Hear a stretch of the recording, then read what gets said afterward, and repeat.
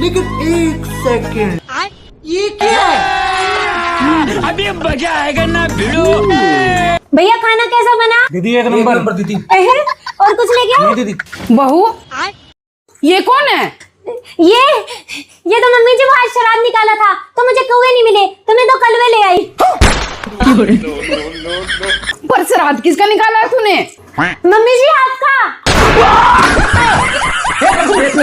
हरिनाम कृष्ण जगन्नाथ प्रेमानंद, ये क्या हुआ? मम्मी जी मुझे याद था, आपने कहा था सामने वाली से 2 कदम आगे चलना। मम्मी जी आज उसने अपनी सास का श्राद्ध निकाला, उसने सिर्फ हलवा बनाया, मैंने 2 मिठाई बनाई, हलवा और रसगुल्ला। उसने 1 कौवा जमाया, मैंने 2 कौवे जमाए।